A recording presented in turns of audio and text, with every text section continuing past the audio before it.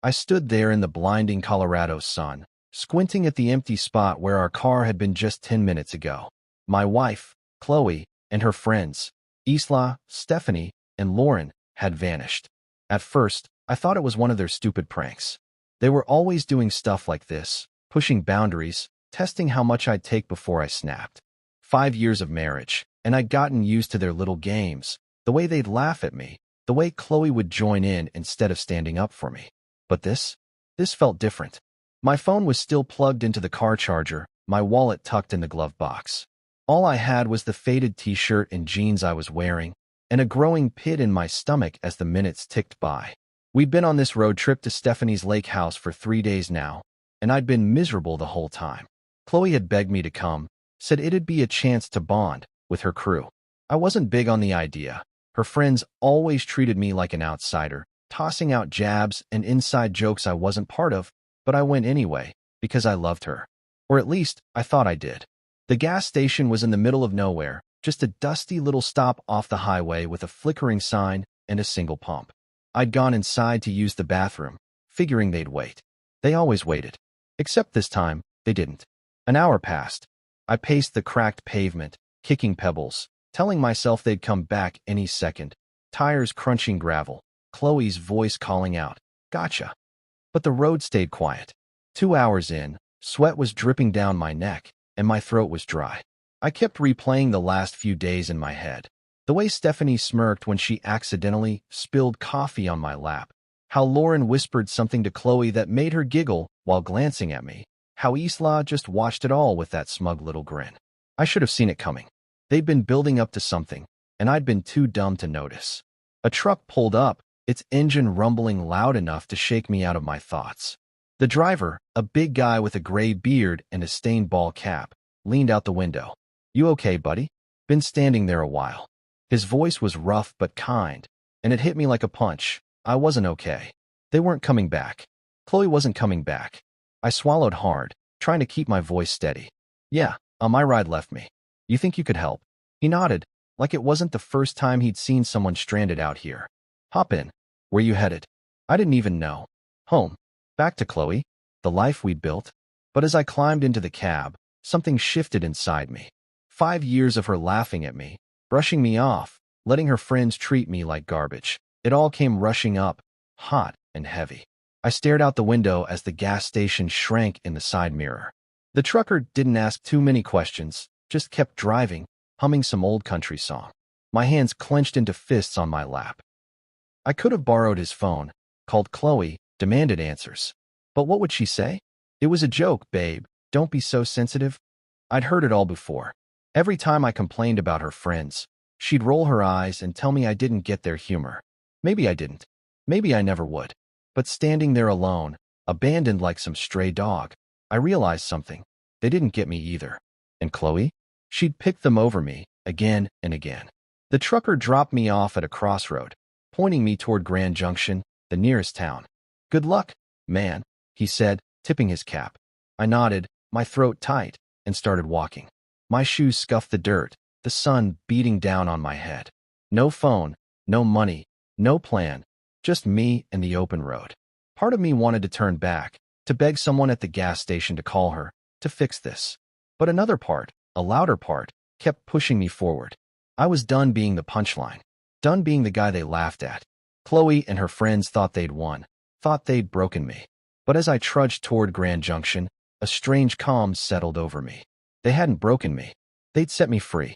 I didn't know what was waiting for me in that town. I didn't know how I'd eat, where I'd sleep, or how I'd get by with nothing. But for the first time in years, I wasn't scared of what Chloe would think. I wasn't worried about her friend's next move. I was alone, yeah, but I wasn't helpless. The road stretched out ahead, endless and empty, and I kept walking. They'd left me behind, but maybe that was the best thing they could have done. Maybe this was my chance to figure out who I was without her, without them. By the time the sun started dipping low, turning the sky orange, I'd made up my mind. I wasn't going back. Not to Chloe, not to that life. Whatever came next, it was mine to build. I stood at that dusty crossroad where the trucker dropped me off, the Colorado wind kicking up little swirls of dirt around my feet. Grand Junction was somewhere ahead, but I didn't have a map, a phone, or a dime to my name. Just the clothes on my back and a head full of spinning thoughts. Chloe and her friends had left me high and dry, and part of me still wanted to find a way to call her, to hear her voice, to demand she turn the car around. But then I remembered how she'd laughed when Stephanie accidentally knocked my beer over at the lake house, how she'd shrugged when I asked her to stick up for me. 5 years of that. 5 years of feeling like a guest in my own marriage. No, I wasn't calling her. Not this time. I started walking toward town, my sneakers crunching on the gravel. The sun was still high, baking the ground, and sweat soaked through my shirt. I didn't know how far Grand Junction was. Miles, probably, but I didn't care. Every step felt like a choice, like I was leaving her behind one footprint at a time. My mind kept drifting back to the gas station, to the moment I stepped out of that grimy bathroom and saw nothing but empty pavement. They'd planned it, hadn't they? Chloe, Stephanie, Isla, Lauren, all giggling in the car as they peeled out, thinking it'd be hilarious to ditch me. I could almost hear Chloe saying, "He'll figure it out, he always does." Well, I was figuring it out now, just not the way she expected. A pickup truck rumbled by, and I stuck out my thumb, hoping for a lift. The driver, a guy with a scruffy beard and a faded flannel shirt, slowed down and leaned out the window. "Need a ride?" he asked, eyeing me like he wasn't sure if I was trouble. "Yeah, heading to Grand Junction," I said, keeping my voice steady. He nodded. "Hop in. I'm going that way." I climbed into the passenger seat, grateful for the break. The cab smelled like oil and cigarettes, but it beat walking. "What's your story?" he asked as we rolled down the highway. I hesitated, then shrugged. "Got left behind by some people I thought I could trust." He grunted, like he'd heard that one before. "Happens more than you'd think out here." He dropped me off on the edge of Grand Junction, near a cluster of low buildings and a blinking traffic light. "Take care, man," he said, and drove off. I stood there, taking it in. A small town with a mix of old brick storefronts and newer chain stores. People going about their day like nothing was wrong. But everything was wrong for me. No wallet, no ID, no way to prove who I was. I needed help, and fast. I spotted a sign for a homeless shelter a few blocks down, a plain building with a cross painted on the side. My stomach twisted at the thought. Me in a shelter? But what choice did I have? Inside, it was dim and smelled like bleach and stale coffee. A guy behind the counter looked up. Roy, his name tag said. He was older, maybe 50, with a shaved head and a no-nonsense stare. "You lost or just broke?" he asked, sizing me up. "Both," I admitted, rubbing the back of my neck. "Got ditched out on the highway. No money, no phone, nothing." Roy didn't blink. "Happens. You got a name?" "Yeah. Mike," I said, figuring it was easier to stick to the truth for now.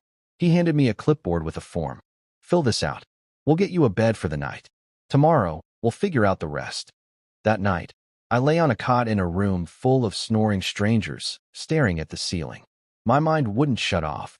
Chloe's face kept popping up, her voice, her laugh. I wanted to hate her, but part of me still ached for her to show up, to say it was all a mistake. But Roy's words stuck with me. "Tomorrow, we'll figure out the rest." He didn't mess around. The next morning, he sat me down with a cup of weak coffee and a plan. "You need ID to do anything. Job, bank, whatever. Takes time, but we'll start the process. Meantime, you need cash." I nodded, feeling useless. "Know anywhere hiring?" I asked. Roy smirked. "There's a diner down the street. Owner's a tough old broad named Jacqueline. Tell her I sent you." The diner was a squat little place called Jackie's, with red vinyl booths and a jukebox in the corner. Jacqueline was behind the counter, a wiry woman in her 60s with tattoos snaking up her arms and a voice like gravel. "Roy says you need work," she said, not even looking up from wiping the counter. "Yeah, I do," I replied, shifting on my feet. "Anything you got." She squinted at me, like she was trying to see through me. "Dishwasher quit yesterday. Pays crap. Hours are long. You steal from me, you're dead. Start now." I blinked, caught off guard, but nodded. "Okay, I'm in." She tossed me an apron, and just like that, I was scrubbing plates in the back, hot water soaking my hands. It wasn't much, but it was something mine. No Chloe, no friends laughing at me, just me and a stack of greasy dishes. Roy checked in later that week, helped me file for a replacement ID. "You're doing all right, Mike," he said, clapping me on the shoulder. I wasn't so sure, but I kept going. The shelter became my home, Jacqueline's diner my lifeline. I didn't call Chloe, didn't even try. Every night, I fell asleep exhausted, but it was a good kind of tired. I was starting over, from nothing, and it felt like maybe, just maybe, I could make it work. I woke up on that cot in the shelter every morning with the same ache in my back, the same buzz of snores and coughs from the other guys around me. It had been a couple of weeks since Chloe and her friends ditched me at that gas station, and I was still getting used to this new life. Scrubbing dishes at Jacqueline's diner, sleeping on a borrowed bed, wearing clothes from a donation bin. My hands were raw from the hot water and soap, but I didn't mind. It kept me busy, kept my mind off her.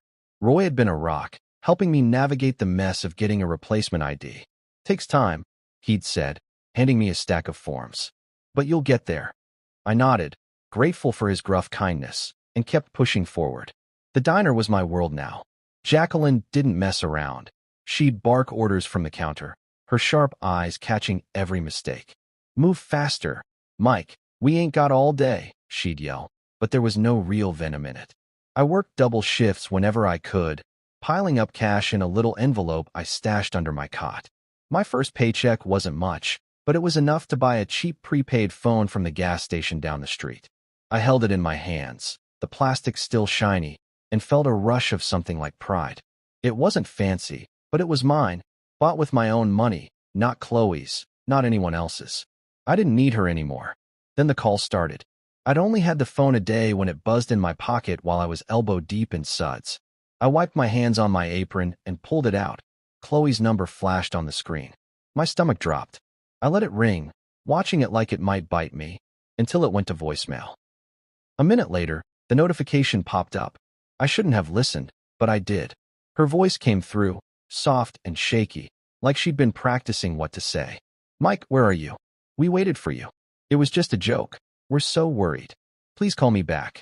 I stood there, staring at the sink, the water still running. Worried? They'd left me in the middle of nowhere with nothing. If they'd waited, they'd have come back by now. The phone buzzed again, Stephanie this time.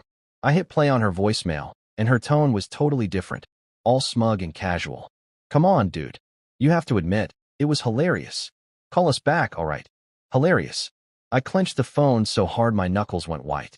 That's what I was to them. A punchline. A story to laugh about over drinks at the lake house. More calls came after that. A flood of them. Chloe again. Then Lauren. Then Stephanie, piling up with texts and voicemails. We miss you. Where'd you go? This isn't funny anymore. I scrolled through them all, my chest tight, my head spinning. Chloe's words kept echoing. Fake concern, fake tears. She didn't care. None of them did. I sat on my cot that night, the shelter quiet except for the creak of springs and the hum of the heater. The phone glowed in my hand, their messages lighting up the screen. I listened to Chloe's first one again, then Stephanie's, then one from Lauren that was just her giggling before it cut off. My thumb hovered over the call button. Part of me wanted to dial Chloe, to scream at her, to ask why she'd done this. But what would it change? She'd just laugh it off, or cry and make me feel guilty, like she always did. I'd spent years swallowing their crap, smiling through it because I thought that's what a good husband did. Not anymore. I went through the list. Chloe, Stephanie, Isla, Lauren, and blocked every single one. My fingers shook a little as I did it, but once it was done, the phone went silent. No more buzzing, no more lies. I leaned back against the wall, letting out a breath I didn't know I'd been holding. It felt like cutting a rope I'd been tangled in for years. They couldn't reach me now. They didn't get to decide how this ended. I did. The next day, I went back to the diner like nothing had happened, plunging my hands into the dishwater, letting the heat burn away the last of their voices in my head. Jacqueline noticed something was off, though. You're quiet today, she said, tossing me a rag to wipe down the counter. Trouble. I shrugged, not wanting to get into it. Just sorting some stuff out. She snorted. Long as it don't mess with my kitchen, sort of way. I smirked at that. She didn't care about my drama, just the job. It was refreshing. Roy checked in later, handing me a paper with a case number for my ID. Coming along, he said. You holding up? I nodded. Yeah, better than I thought. He clapped me on the shoulder and left me to it. By the end of the week, I'd saved enough to buy a second-hand jacket from the shelter's donation pile. Nothing fancy, but it kept the chill off. I walked back to my cot each night, The prepaid phone silent in my pocket, and felt lighter. Chloe and her friends were gone, cut out like a bad habit. I didn't need their apologies or their excuses. I had work, a bed, a plan, small things, but they were mine. The ache was still there, sure, the sting of betrayal, but it was fading. Every dish I scrubbed, every dollar I tucked away, I was building something new, something they couldn't touch. And for the first time in a long time, I fell asleep without dreaming of her. I'd been at the diner for months now, and things were starting to feel steady. Not perfect, but steady. The shelter was still my home, but I'd saved enough to move into a tiny studio above a laundromat in Grand Junction. It wasn't much, just a single room with a lumpy mattress, a hot plate, and a bathroom so small I could barely turn around in it. But it was mine. No more cots, no more snoring strangers, just a key in my pocket and a door I could lock. Jacqueline had seen me busting my tail at the diner and bumped me up to prep cook, which meant more hours and a little more cash. I'd chop onions and peel potatoes in the back, the rhythm of the knife keeping my hands busy and my mind quiet. It was hard work, but it felt good, like I was earning something real. The nights were still tough, though. I'd lie on that creaky mattress, staring at the water stains on the ceiling, and Chloe would creep into my head. I'd see her smile, hear her laugh, not the mean one she used with her friends, but the soft one she'd give me back when things were good, back before I became her punching bag. I'd wonder what she was doing, if she missed me, if she even cared. The loneliness hit hard sometimes, a cold weight in my chest that wouldn't go away. But then morning would come, and I'd drag myself out of bed, pull on my jacket, and head to the diner. No fear of her judgment, no cruel jabs from her friends, just me, free to breathe, free to be. One night, after a long shift, I was messing around with my prepaid phone, bored and restless. I kept it simple, no contacts, no ties to the past, but curiosity got the better of me. I made a fake social media account, just a random name and no picture, and looked her up. Chloe's profile popped up, still public, still full of her perfect little life. There were pictures from the lake house trip, her and Stephanie posing by the water, Isla grinning with a drink in her hand. Then I saw it, a post about me. It was a photo of us from years ago, smiling at some picnic, and her caption hit me like a slap. Missing my love. I pray he finds his way back to me. I stared at it, my thumb frozen on the screen. Missing me? She hadn't even gone back for me. She'd driven off and left me to rot. I almost laughed, right there in that dingy apartment, the sound bouncing off the bare walls. It was so fake, so Chloe, turning herself into the victim, like I'd wandered off on my own instead of being abandoned. I scrolled through the comments, Stephanie saying, "He'll turn up, don't worry." Lauren chiming in with, "Sending you hugs." And my stomach turned. They were all in on it, playing this game like I was the bad guy. I clicked off the phone and tossed it onto the mattress, running my hands through my hair. She hadn't changed. None of them had. But I had. I wasn't the guy in that picnic photo anymore, the one who'd grin and take it while they tore me down. I was someone else now, someone they didn't know. The next day at the diner, I was quieter than usual, still chewing on what I'd seen. Jacqueline noticed, of course, she always did. "You look like someone kicked your dog," she said, sliding a plate of fries my way during a slow moment. I shrugged, picking at the food. "Just thinking too much." She raised an eyebrow, her tattooed arms crossed. "About what? That ex of yours?" I froze, surprised she'd guessed it. I'd never told her the whole story, just bits and pieces. "Yeah," I admitted. "Saw something online. She's acting like she's the one who got hurt." Jacqueline snorted, loud and sharp. "Sounds like a real piece of work. Good riddance, kid." I nodded, managing a small smile. She was right. Good riddance. Work kept me grounded. I'd dice vegetables, flip burgers when the cook needed a hand, wipe down counters, anything to keep moving. The diner had its regulars, folks who'd nod at me or leave a couple bucks on the table, and that felt good, like I was part of something. My hands were calloused now, my arms stronger from hauling crates and scrubbing pans. I'd catch my reflection in the diner's glass doors sometimes, tired eyes, messy hair, but a guy who was making it, one day at a time. Chloe's post faded from my mind, replaced by the clatter of plates and Jacqueline's gruff voice calling out orders. I stopped checking her social media after that. Didn't need to. Whatever she was saying, whatever story she was spinning, it didn't matter. I had my studio, my job, my life, Small, sure, but growing. The loneliness still came around, especially on quiet nights when the laundromat downstairs hummed and rattled, but it wasn't as sharp anymore.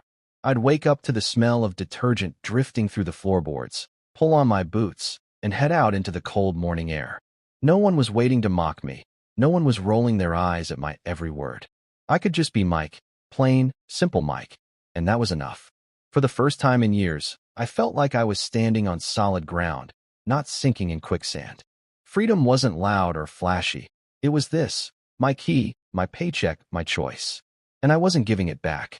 I'd been living above the laundromat for a while now, settling into a routine that felt like mine. Work at the diner, save my cash, sleep in my own space. The days blended together, but they were good days, steady ones. Then she walked in, Sienna. She started coming to Jacqueline's diner twice a week, always in the same booth by the window, always with a stack of textbooks and a pen in her hand. She was a med student, I figured, from the way she'd mutter medical terms under her breath while scribbling notes. Her order never changed: Denver omelet, no tomatoes, extra coffee, and she'd barely look up when I brought it over. I'd watch her sometimes, amused at how she'd get so lost in her studying that her fork would hover halfway to her mouth for a full minute before she noticed. I don't know why I started messing with her. Maybe I was bored. Maybe I just wanted to see if she'd crack a smile. I'd swap out my name tag with random names I'd make up, Bob one day, Steve the next, Carl after that, just to see if she'd catch it. She didn't at first, too buried in her books, but one morning, I walked over with Rusty pinned to my shirt, and she finally looked up. Her eyes narrowed, flicking to the tag, then back to my face. "Your name tag is wrong," she said, her voice quiet but firm, like she was diagnosing me. I grinned, caught off guard. "Is it?" I shot back, even though it was. My real name was Mike, and she'd never asked. She smirked, just a little, and went back to her notes.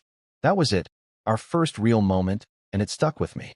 Work kept me busy, but Sienna became the highlight of my week. She'd show up, order her usual, and I'd find excuses to swing by her table, refill her coffee, clear her plate, ask if she needed anything. She'd nod or mumble a thanks, but that smirk stayed in my head, like a challenge. One day, she came in looking frazzled, her hair messy, her books heavier than usual. "Rough night?" I asked, setting her coffee down. She sighed, rubbing her eyes. "Exams. I haven't slept in 2 days." I nodded, not pushing it, but I slipped an extra hash brown onto her plate when she wasn't looking. She noticed, glanced up at me, and said, "You're sneaky." I just shrugged. "Gotta keep you awake somehow." Our first date wasn't even planned. She came in one evening, all dressed up, jeans and a nice top, not her usual sweatshirt, and told me her friends had bailed on a reservation at some fancy pizza place across town. "I'm not wasting it," she said, half to herself, then looked at me. "You free?" I was wiping down the counter, my shift almost over, and Jacqueline was in earshot. "Go on, kid," she barked, waving me off. "You're no use to me moping around." So I went. We split a pepperoni pizza and a pitcher of soda, and she laughed, really laughed, when I told her about the name tag thing. "I knew it wasn't Rusty," she said, her eyes bright. "You're not that old." We talked all night, about her med school stress, my diner gig, dumb stuff like favorite movies. It was easy, natural, like we'd known each other forever. 6 months later, she moved into my little studio. It was cramped. Her books took up half the space, and we'd trip over each other making dinner on that tiny hot plate, but I didn't care. She'd study late, her lamp glowing while I slept, and I'd wake up to her muttering anatomy terms in her sleep. It was weirdly comforting.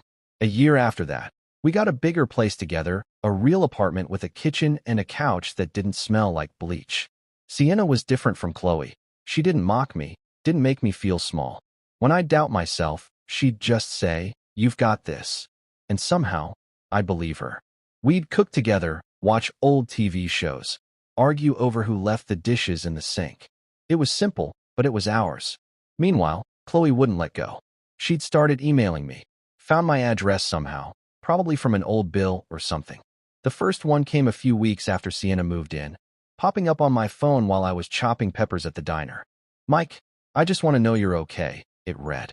"I miss you." "We all do." I stared at it, my knife hovering over the cutting board. "Miss me?" She'd left me at a gas station with nothing, laughed about it with her friends, and now she missed me? I deleted it without replying. More came after that, some short, some long, all dripping with that fake sweetness she'd mastered. I messed up, I know. Please talk to me. I saw your grandma. She's worried. I'd read them, feel that old ache in my chest, then hit delete. Sienna caught me once, frowning at my phone. Who's that? She asked. Nobody, I said, and she didn't push. She didn't need to. I wasn't going back. Life with Sienna was good, better than I'd thought I deserved. The diner was humming, my hands were steady, and Chloe's emails were just noise I could tune out. I'd built something new, something solid, and every day with Sienna proved it. She'd tease me about my cooking, I'd laugh at her terrible singing, and we'd fall asleep tangled up on that secondhand couch. Chloe could write all she wanted. I didn't know her a damn thing. My world was here now, with Sienna, and I wasn't letting go. I stood in the kitchen of Jacqueline's diner, flipping a burger on the grill, the sizzle filling the air as grease popped against my apron. Things had been good. Better than good, really. Sienna and I were settled in our new apartment, a step up from the cramped studio above the laundromat. It had a real bedroom, a stove that didn't smoke, and a window that let in actual sunlight. Life felt solid, like I'd finally climbed out of the hole Chloe and her friends had left me in. Work was steady too. I'd been at the diner long enough that Jacqueline trusted me with more than just dishes and prep. She'd started leaning on me, barking less and nodding more when I got things done right. That day, though, she called me over to the counter during a slow stretch, her sharp eyes locked on me like she had something big to say. Mike, she said, wiping her hands on a rag, you're not half bad at this. I smirked, thinking she was joking, but her face stayed serious. I'm opening a second spot across town, smaller joint, but mine. Need someone to run it. You in? I froze, spatula in hand, the burger sizzling behind me. Me? Run a diner? I'd gone from scrubbing plates to cooking, sure, but managing a whole place? You serious? I asked, my voice rougher than I meant it to be. She snorted. Do I look like I'm kidding? You've got the chops. Work hard, don't steal, don't whine. Say yes or no. My head spun. A year ago, I'd been dumped at a gas station with nothing. Now I was getting offered this. I almost said no, convinced it was some trick, like Chloe's pranks all over again. That night, I sat on our couch, Sienna's and mine, staring at the TV without really watching it. She came home from a late study session, dropping her bag by the door, and saw me just sitting there. What's up? She asked, kicking off her shoes. I told her about Jacqueline's offer, my voice low, like saying it out loud might jinx it. She wants me to run her new diner. Me in charge. Sienna plopped down next to me, her knee brushing mine. And you're thinking about turning it down? She said, reading me like always. I shrugged, rubbing my neck. I don't know. What if I screw it up? She grabbed my hand, her grip firm. You're already running that place half the time, helping with orders, fixing stuff when she's yelling at someone else. Just make it official. You've got this. Her words hit me hard, like a shove I didn't know I needed. She didn't doubt me, not for a second, and that felt new, strange, good. Chloe would have laughed, said something like, you? A boss? And her friends would have piled on. But Sienna just looked at me, steady and sure, and I nodded. Okay, I'll do it. She smiled, that small one I loved, and leaned her head on my shoulder. Good. Now stop moping. We've got dishes to do. I laughed, the weight lifting a little, and we washed plates together, her humming some off-key song while I splashed water at her. The next day, I told Jacqueline yes. She grunted, like she'd expected it, and handed me a set of keys. Don't burn it down, she said, then went back to counting cash. The new diner was a hole-in-the-wall spot. 10 tables, a counter, a kitchen barely big enough for two, but it was mine to run. I started the next week, setting up schedules, ordering supplies, cooking when the line got slammed. It was chaos at first, waitresses forgetting orders, me burning a batch of fries, but I figured it out. Sienna was right. I'd been doing this stuff already, just without the title. The place started humming, regulars trickling in, and Jacqueline even stopped by once, nodding like she approved. Not bad, kid, she said, and I felt taller than I had in years. Then Chloe's email came. I was at the new diner, checking inventory on my phone, when it popped up. Mike, your grandmother's been asking about you. Please let us know you're alive. My gut twisted. Grandma. She'd always been sweet, sending me cards even after I married Chloe. But Chloe bringing her up now? It was a cheap shot, a hook to reel me back in. I pictured her typing it, fake tears in her eyes, trying to guilt me like always. I deleted it, my thumb slamming the screen harder than it needed to. She didn't get to use grandma against me, not after what she'd done. I hadn't called home in a while, sure, but I'd fixed that myself, not through her. I threw myself into the diner after that, keeping my hands busy so my mind wouldn't wander. The place was picking up, truckers stopping by, locals chatting me up like I was one of them. I'd come home to Sienna studying at our table, her books spread out, and she'd ask how it went. Good, I'd say and mean it. We'd cook dinner. Nothing fancy, just pasta or burgers, and talk about her classes, my day, the future. Chloe's emails kept coming, piling up in my trash folder, but I didn't open them. She was a ghost, a shadow I could ignore. My life was here. The diner, Sienna, the keys in my pocket. I'd been abandoned once, left to figure it out, and I had. Now I was building something better, something they couldn't touch. Every night, I locked up the diner, drove home to Sienna, and felt like a man who'd finally found his footing. I was flipping eggs in the kitchen of my third diner, the one on the edge of town, when my phone buzzed in my pocket. The morning rush was in full swing, truckers hollering for coffee, waitresses darting between tables, and I almost ignored it. 15 years had turned me into a different man. Sienna and I were married, 2 kids tearing up our house, 3 diner locations keeping me busy. Life was good, loud, full. Nothing like the empty shell I'd been when Chloe left me at that gas station. I wiped my hands on my apron, pulled out my phone, and saw it. A LinkedIn notification. Someone viewed your profile 27 times today. My stomach did a little flip. I didn't use LinkedIn much, just a basic page with my name, the diners, a blurry photo Sienna made me take. But 27 times? That wasn't normal. I tapped it open, the grill hissing behind me, and there she was, Chloe. Her name hit me like a cold splash of water, right there on the screen, tied to some company I didn't care about. 27 views in one day. She'd been digging through my life, over and over. I set the phone down, my hands gripping the counter, trying to steady myself. 15 years, and she was back, creeping in like a shadow I thought I'd shaken off. I flipped the eggs, barely watching, my mind racing. What did she want? Why now? I'd blocked her emails years ago, ignored her guilt trips, built a whole world without her. But here she was, poking around, silent but loud in my head. The diner smelled like bacon and syrup, the clatter of plates keeping me grounded. I plated the eggs, handed them off to a waitress, and tried to focus. Coffee needed refilling, hash browns were burning, but Chloe's name stuck with me. I pictured her sitting somewhere, clicking my profile, seeing the diners, maybe even the old job at Jacqueline's I'd listed. Did she know about Sienna? The kids? I hadn't posted much, just enough to look legit, but 27 views meant she was looking hard. I wiped my forehead, sweat mixing with the heat, and grabbed my phone again. Her profile stared back. Chloe, older now, hair cut short, a tight smile in her picture. Consultant, it said. I didn't read more. Didn't want to. I stepped into the back, a tiny storeroom with shelves of flour and canned goods, and leaned against the wall. My heart was thumping too fast, like I'd run a mile.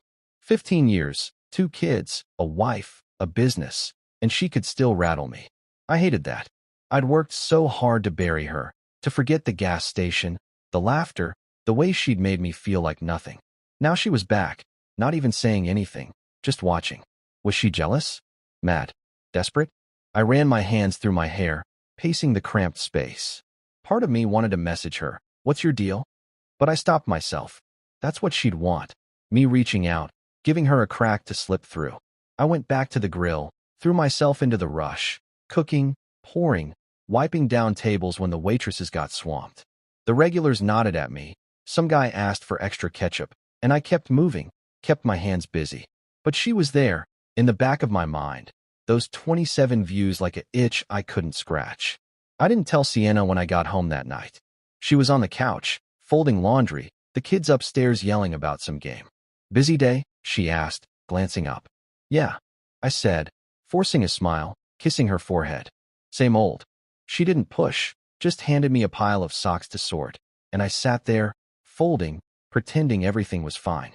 The house was warm, Smelled like dinner. Chicken and rice, Sienna's go-to, and the kids tumbled down, begging for dessert. I laughed, said no, felt normal for a minute. But Chloe lingered, a ghost I couldn't shake. I didn't check LinkedIn again, didn't need to see if she'd looked more. 27 was enough. I helped Sienna with the dishes, her hip bumping mine, and tried to let it go. My life was here, 2 kids fighting over the last cookie, a wife who didn't laugh at me, diners I'd built from nothing. Chloe couldn't touch that, not really. Still, I went to bed with her name in my head, staring at the ceiling while Sienna slept beside me. The next day, I was at the first diner, pouring coffee, when my phone buzzed again. I didn't look, just shoved it deeper in my pocket. If it was her, I didn't want to know. I'd spent years locking her out, and now she was knocking, quiet but steady. I focused on the work, grill, counter, cash register, kept my hands moving, my voice steady. She was out there, somewhere, but I was here, standing tall. Whatever she wanted, whatever game she was playing, I wasn't biting. Not yet. Not ever, if I could help it. I was wiping down the counter at the original diner, the one Jacqueline first hired me for, when the door jingled and they walked in, Chloe, Stephanie, and Isla. It was 3 days after those LinkedIn alerts, and I'd been on edge, half expecting something like this. The breakfast rush had just died down, leaving a handful of regulars sipping coffee, the air thick with grease and burnt toast. I saw them before they saw me. Chloe's short hair catching the light, Stephanie's swagger still there. Isla hunched like she wanted to disappear. My gut twisted, hands freezing on the rack.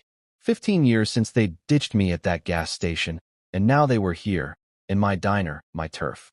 I didn't move, just watched them pick a booth by the window and sit, their voices low but familiar. I could have stayed back, let the waitress handle it, but something pulled me out there. Maybe anger, maybe just needing to see it through. I grabbed a pot of coffee, more for something to hold than anything else, and walked over. Chloe spotted me first, her eyes going wide, her mouth dropping open. "Oh my God, it's you," she said, her voice shaky, like she hadn't rehearsed it. Stephanie leaned back, smirking like always. "Hey, look at you, big shot." Isla glanced up, then down fast, her hands fidgeting with the menu. I stood there, coffee pot in hand, looking at them. Older, worn, desperate in a way I didn't expect. "What do you want?" I asked, keeping it short, my voice harder than I felt. Chloe shifted, leaning forward, her fingers twisting together. "Mike, can we talk? Please." I didn't sit, didn't soften. "I'm working." "Talk." She swallowed, glancing at Stephanie for backup, then started. We need your help." It spilled out. Her life had crashed. Her artsy little business went under. Her marriage, some guy I didn't know, fell apart, and she was broke, begging now. Stephanie jumped in, casual like it was no big deal. "You're doing all right, right? 3 diners? We just need a hand, for old times." Isla nodded, barely audible. "Just a little help." I listened, letting it sink in. Chloe's sob story, Stephanie's charm, Isla's guilt. They'd planned this, tracked me down, thought I'd roll over. I stood there, coffee pot still hot in my grip, watching them squirm. Chloe's eyes got wet, Stephanie's smirk twitched, Isla shredded the edge of her menu. I remembered her LinkedIn stalking, 27 views, then showing up here, thinking I'd cave because I used to. "Wait here," I said, turning away. I walked to the office, a cramped box with a desk and a stack of receipts, my boots heavy on the floor. They wanted money. After leaving me with nothing, laughing about it, they thought I'd just hand it over. I sat down, the chair creaking, and stared at the wall. My hands shook a little, not from fear, from anger. I could have yelled, thrown them out, but I didn't. I grabbed an envelope, wrote a check, and headed back. They were still there, whispering, heads snapping up when I walked over. I dropped the envelope in front of Chloe, watching her fingers snatch it up, her face lighting up for a second. She opened it. $73.50, the exact cost of a Greyhound ticket from Grand Junction back home, 15 years ago. Her smile crashed, her breath catching. Stephanie grabbed it, glaring. "What the hell is this?" she snapped. I leaned in, my voice low, steady. "That's what it would have cost me to get back to you that day. I didn't. You don't get more than that." Chloe's mouth opened, no sound coming out. Stephanie shoved the check at me. "You're a jerk, Mike. After everything." I cut her off. "After everything? You left me. You laughed. This is me being generous." Isla flinched, her hands balling up, but she didn't speak. I straightened, looking at them. Chloe pale, Stephanie fuming, Isla shrinking. "It's time to leave," I said, loud enough for the diner to hear. "Don't come back." I turned, walked to the counter, my heart pounding but my steps sure. The waitress hovered, unsure, but I waved her off. "They're done," I said, grabbing a rag to wipe my hands. They sat there a minute, stunned, then scrambled up, Chloe shoving the envelope in her purse, Stephanie muttering, Isla trailing behind. The door jingled shut, and the diner went back to normal, coffee pouring, forks clinking, like they'd never been there. I stood behind the counter, pouring myself a cup, my hands steady now. They'd come begging, thinking I'd bend, and I'd shut them down. It wasn't loud or messy, just cold, final. I sipped the coffee, bitter on my tongue, and watched the regulars chat, oblivious. Chloe's tears, Stephanie's anger, they didn't matter. I'd given them what they'd given me, just enough to walk away. The diner hummed around me, my diner, my life, and they were gone. I finished my shift, locked up, and drove home, the weight lifting with every mile. They'd tried, and they'd lost. That was it. I leaned against the diner's front window, the glass cold against my arm, watching Chloe, Stephanie, and Isla out in the parking lot. They'd just stormed out after I handed them that $73.50 check. Bus fare from Grand Junction, nothing more. And now they were at it, arguing like kids caught stealing. Stephanie was loud, her hands slashing the air, her face twisted up like she wanted to hit something. Chloe stood there, the envelope crumpled in her fist, staring at the ground, her shoulders hunched. Isla hung back, her arms crossed tight, looking like she might bolt or cry. Maybe both. I couldn't hear them through the window, but I didn't need to. They'd come in begging, thinking I'd cave, and I'd sent them packing. Now they were unraveling, and I just watched, feeling nothing. The sun was low, painting the lot orange, their shadows stretching long across the gravel. Stephanie jabbed a finger at Chloe, her mouth moving fast, probably blaming her for dragging them here, for screwing it up. Chloe shook her head, slow and tired, then shoved the check into her purse like it was trash.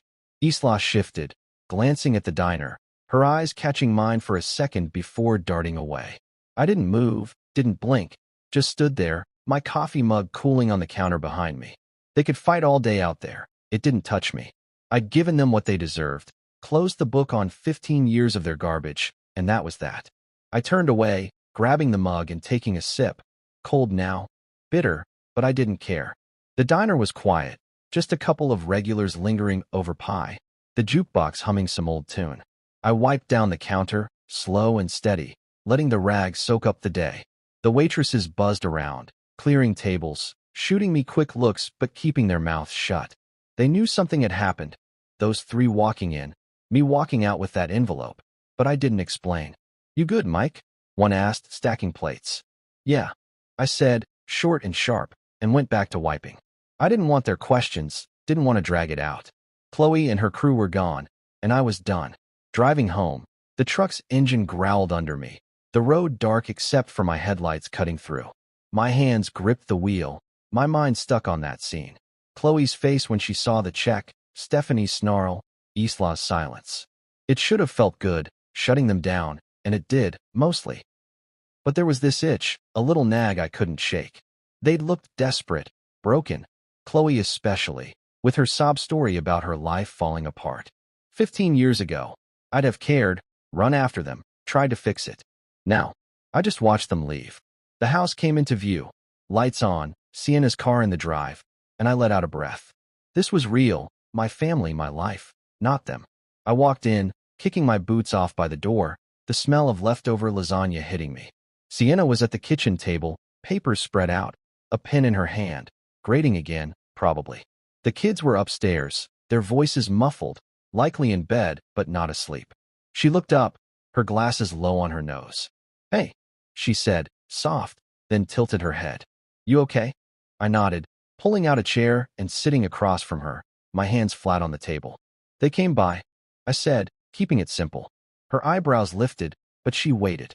Chloe, Stephanie, Isla asked for money. I gave them bus fare and told them to go. She set her pen down, leaning back, her eyes steady on mine. "Bus fare?" she asked, a little smile tugging her lips.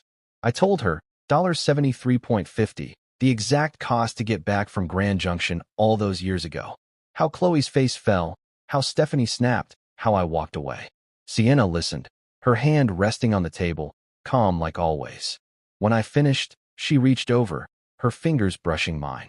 They can't take anything from you that you don't give them, she said, her voice firm, quiet. I looked at her, those words sinking in, and nodded. Yeah, I said, my throat tight. She squeezed my hand, then went back to her papers, leaving me sitting there, the weight lifting a little. She didn't need to say more. She got it, got me, and that was enough. We ate leftovers later, just the two of us, the kids finally quiet upstairs. I poked at the lasagna, my head still half in the parking lot, Stephanie yelling, Chloe staring, Isla shrinking. It didn't matter what they said out there, who they blamed. They'd come for a handout, and I'd given them a mirror instead. Sienna didn't ask more, just talked about the kids, our son's math test, our daughter's new obsession with drawing cats. I smiled, nodded, let her pull me back to now. After, we cleaned up, her hip bumping mine at the sink, and I felt steady again. That night, lying in bed, Sienna's breathing slow beside me, I stared at the ceiling. The house creaked, the kids shifting in their rooms, and I replayed it. Those three in my diner, then out in the lot, falling apart. They couldn't touch this, my family, my diners, me. I'd shut the door, locked it tight, and they were on the other side, where they belonged. The itch was still there, faint, but fading. Sienna was right. They got nothing I didn't give, and I'd given them the end. I closed my eyes, the days slipping away, and slept hard, done with their ghosts for good. I stood in the kitchen of our house, stirring a pot of chili on the stove, the smell of spices filling the air. It had been weeks since Chloe, Stephanie, and Isla walked into my diner, since I handed them that $73.50 check and watched them argue in the parking lot. I hadn't seen them since, not a call, not an email, not even a whisper on LinkedIn. They were gone, really gone this time, and I felt it, a quiet that settled deep, like a storm finally passing. Life rolled on.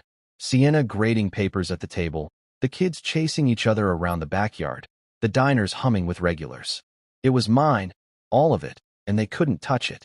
I'd stopped looking over my shoulder, stopped waiting for the next knock. The chili bubbled, steam rising, and I tasted it. Needed more salt, maybe a kick of pepper. Sienna glanced up from her stack of tests, her glasses slipping down her nose. Smells good, she said, smiling that small smile I loved. Better be. I shot back, grinning, and she laughed, soft and easy. The kids burst in from outside, our son waving a muddy stick, our daughter yelling about a bug she'd found. Out, both of you, wash up. I barked, pointing to the sink, and they groaned but obeyed, splashing water everywhere. It was chaos, loud and messy, but it was ours. Chloe's face, those tears she'd tried to sell me, faded a little more every day, replaced by this. Work was good too. I bounced between the three diners, flipping burgers, checking stock, joking with the waitresses. The regulars knew me now. Old Tom with his coffee, the trucker who tipped big, the lady who always asked for extra napkins. They'd nod, say, "Hey, Mike," and I'd nod back, feeling like I belonged. Jacqueline stopped by the first diner one morning. Her tattoos faded, but her glare still sharp. "You didn't screw it up," she said, looking around, then clapped my shoulder and left. High praise from her. I laughed to myself, pouring coffee for a table, and thought about how far I'd come, from a gas station nobody to this. I didn't check on Chloe anymore. No fake social media accounts, no late-night scrolls. I'd done that once, years back, seen her play the grieving widow, but now? I didn't need to know. She was out there, somewhere, living whatever life she'd made after her business tanked, her marriage crumbled. Stephanie and Isla too, maybe still mad, maybe still blaming her. It didn't matter. They'd come begging, and I'd shut the door. That $73.50 check was the last thing I'd ever give them. Just enough to walk away, like they'd left me to do. I didn't feel bad, didn't feel guilty. I felt free. Sienna and I took the kids to the park that weekend, a crisp fall day with leaves crunching under our boots. Our son ran ahead, kicking a ball, while our daughter clung to my hand, pointing at every squirrel. Sienna walked beside me, her arm brushing mine, and we didn't say much, just watched, breathed, lived. I thought about Chloe for a second, her showing up, her voice cracking, and let it go. She couldn't take this from me, couldn't even come close. I'd built it all without her, despite her, and it was better than anything she'd ever offered. You're quiet, Sienna said, nudging me. Just happy, I replied, and she squeezed my hand, knowing I meant it. Back home, we ate the chili, too spicy, the kids complained, but they shoveled it down anyway. I sat at the table, watching them bicker over the last roll, Sienna rolling her eyes at their noise. This was it, the best revenge, if you could call it that. Not some big fight, not rubbing it in their faces, just living well, living real. Chloe wanted me to break, to crawl back, and I hadn't. I'd walked away from that gas station, from her, and kept going. Roy at the shelter, Jacqueline's diner, Sienna's laugh, these kids. Every step was mine, every piece earned. They'd lost, not because I'd beaten them, but because I'd stopped playing their game. The days kept rolling, school runs, diner shifts, quiet nights with Sienna on the couch. I didn't look back, didn't need to. Chloe was a memory, a shadow that couldn't reach me anymore. I'd see her sometimes, in a flash, her smirk, her tears, but it didn't stick. I'd turn the radio up, flip a burger, hug my daughter, and she'd fade. The diners thrived, the kids grew, Sienna and I argued over dumb stuff like whose turn it was to mow the lawn. It was simple, messy, perfect. I'd wake up early, make coffee, stand in our kitchen looking out at the yard, and feel it. Peace, deep and steady. One night, after the kids were in bed, I sat on the porch, a beer in my hand, the air cool against my skin. Sienna came out, wrapped in a blanket, and sat beside me. "What's on your mind?" she asked, her voice soft. I took a sip, staring at the stars. "Nothing," I said, then smiled. "Everything." She leaned her head on my shoulder, and we sat there, quiet, together. Chloe was gone, really gone, and I was here whole. The best revenge wasn't revenge at all. It was this, right now, a life so good I didn't need to prove anything. I'd made it, and that was enough.